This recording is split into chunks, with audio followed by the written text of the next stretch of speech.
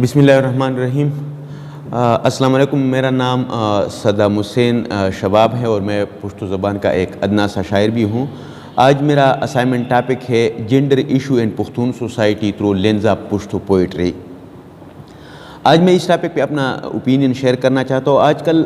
ہمارے معاشرے میں خواتین مختلف مسائل کا شکار ہے، لیکن میں اس میں سے صرف دو کا ذکر کروں گا جو کہ ہمارے پختون معاشرے میں بہت زیادہ عام بھی ہے اور لوگ اس کو سرے سے کوئی گناہ یا غلط کام ہی نہیں سمجھتے۔ ایک تو یہ کہ ہمارے پختون معاشرے میں خواتین کو وراثت میں حصہ، اور دوسرا پختون ولی کا ایک کمپوننٹ جس کو سورہ کہتے ہیں،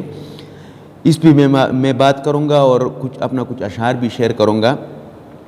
ہمارے معاشرے میں بہت کم لوگ خواتین کو وراثت میں حصہ دیتے ہیں، بلکہ کچھ لوگ تو بالکل مانتا بھی نہیں ہے کہ خواتین کا بھی وراثت میں کچھ حصہ ہے اور ان کا خواتین بھی وراثت میں حصے کے حقدار ہے۔ یہ چیز وہ بالکل مانتے ہی نہیں، مطلب ان کا یہ کنسیپٹ ہی نہیں ہے کہ خواتین کا بھی ہمارے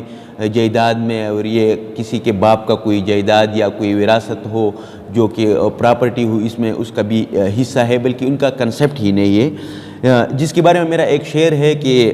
پختانہ خدی خدا سو خبر اشتہ دے پکے، پختانہ خدی خدا سو خبر اشتہ دے پکے، کینہ خسد او بس د خور حق ورکولے نشی۔ اس شعر میں کہتا ہے کہ پختون کی بہت اچھی روایات بھی ہے، لیکن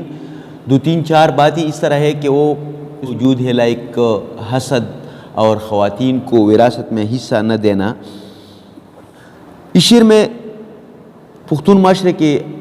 کچھ خصوصیات بیان کی گئی ہے کہ مطلب پختون کبھی بھی اپنے خواتین کو وراثت میں حصہ دار نہیں سمجھتے، بلکہ کچھ لوگوں کا خیال ہے کہ مطلب اس کا تو بالکل کنسیپٹ ہی نہیں رکھتے کہ مطلب خواتین کو بھی وراثت میں حصہ دینا چاہیے، اور یہ سراسر ایک ظلم ہے۔ جو بھائی اپنے بہن کو وراثت میں حصہ نہیں دیتے، وہی فیمیل خاموشی سے اس کو برداشت کرتے ہیں۔ ان کو پتہ ہوتی ہے کہ مطلب اس وراثت میں میرا بھی حصہ ہے، لیکن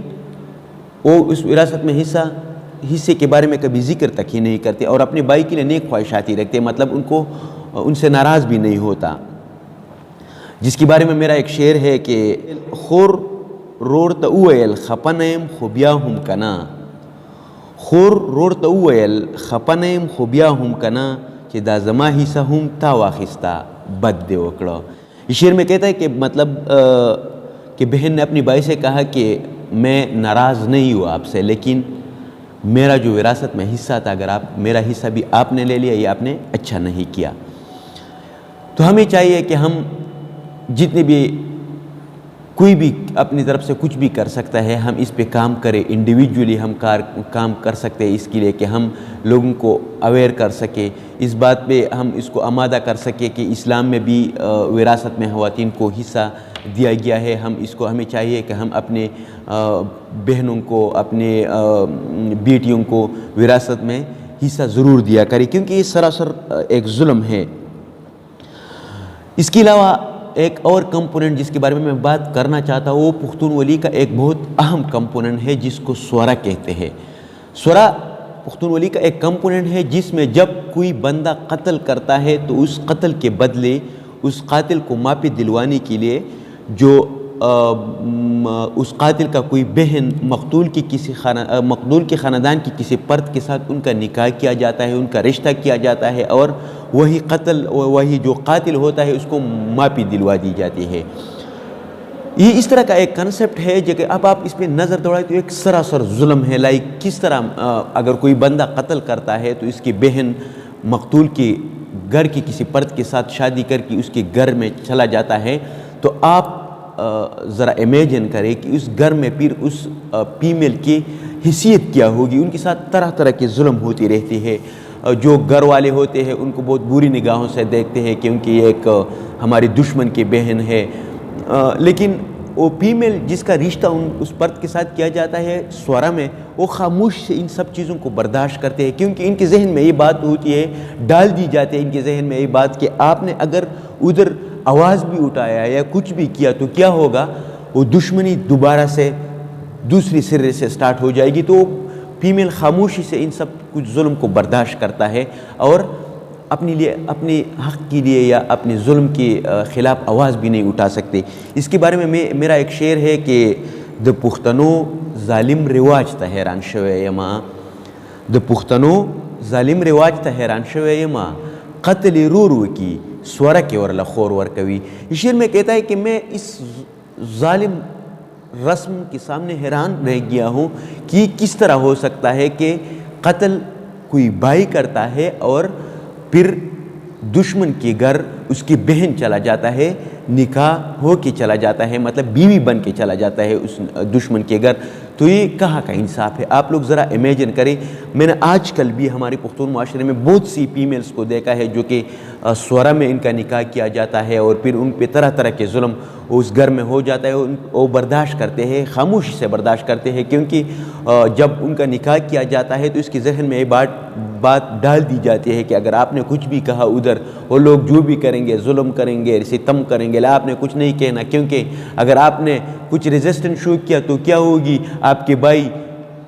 مطلب اس سے بدلہ لیا جائے گا، ریونج لیا جائے گا، وہ قتل ہو جائے گا۔ تو اس بھائی کے محبت کے بدلے تاکہ وہ بچ جائے اس قتل سے کہ اس نے قتل کیے ہے اور وہ بدلے سے بچ جائے، وہ خاموشی سے سارا عمر یہ سب کچھ برداشت کرتا ہے۔ تو آپ لوگ ذرا سوچئے کہاں کا انصاف ہے کہ اگر میں قتل کرتا ہوں تو کس طرح میرے بہن میں اس دشمن کے گھر میں جا کے زندگی گزار سکتا ہے؟ لوگ اس کو ادھر کس کس نگاہ سے دیکھتے، اس میں کس کس نگاہ سے ان کو دیکھا جاتا ہے اس گھر میں۔ وہ فیمیل جن کا نکاح کیا جاتا ہے وہ خاموش سے ان سب چیزوں کو برداشت کرتا ہے، جس کے بارے میں پشتوں کا ایک مشہور ٹپا بھی ہے کہ زما ابئی دادا توایا خوشحال نیم دناکا مناستا یما۔ مطلب وہ کہتا ہے کہ میرے والدین سے کہتے کہ میں ادھر مطلب خوش نہیں ہوں، میں کافی پریشان ہوں، لیکن ادھر رہنا، اس گھر میں زندگی گزارنا یہ میرے مجبوری ہے، اور میں اپنی مجبوری کی وجہ سے تاکہ میرا بھائی بچ جائے میں ادھر زندگی گزار رہا ہوں۔ یہ تھے ہمارے معاشرے کی کچھ تلخ حقیقتیں جو کہ میں نے آپ لوگوں کے سامنے رکھ دیا، کیونکہ یہ میرا اسائنمنٹ کا ٹاپک بھی تھا۔ اس کے بارے میں میرا کچھ اور بھی اشعار ہے پشتو پوئٹری میں، لیکن میں نے یہ کیونکہ ٹائم بہت زیادہ کم تھا اور میں تھوڑا بیمار بھی تھا، اس وجہ سے میں نے تھوڑا صحیح کام بھی نہیں کیا، لیکن میں نے آپ لوگوں کے سامنے رکھ دیا۔ ہمارے معاشرے کو اس طرح حقیقت اور ظلم کی انتہا ہے جو کہ خواتین کے ساتھ کرتے ہیں، لیکن کوئی بھی اس کے لیے آواز نہیں اٹھاتا۔ سب کو چاہیے کہ ہمیں جدھر بھی ظلم نظر آئی اس کی روک تھام کے لیے ہمیں ڈٹ کر کھڑا ہونا چاہیے، اور جس کے ساتھ ظلم ہو رہا ہو ہمیں ان کو سپورٹ کرنا چاہیے، مظلوم کے ساتھ کھڑا ہونا چاہیے، کیونکہ ہم مسلمان ہیں اور ہم اس پہ یقین رکھتے ہیں کہ مطلب ایک مفہوم ہے حدیث شریف کا کہ ایک کفر کا معاشرہ تو سروائیو کر سکتا ہے، لیکن جو ظلم کا معاشرہ ہے وہ سروائیو نہیں کر سکتا۔ یہ جو دو حقیقتیں، جو دو تلخ حقیقتیں میں نے پختون سوسائٹی کو آپ لوگوں کے بارے میں آپ لوگوں کے سامنے رکھ دیا، ہم سب کو ان چیزوں کا پتہ ہے، لیکن ہم ان کے لیے کچھ آواز نہیں اٹھا سکتے۔ ہمیں چاہیے کہ ہم انڈیویجولی اپنی طرف سے اس کے لیے ہمیں آواز اٹھانا چاہیے اور ہمیں اس ظلم کو روکنا چاہیے۔ Thank you.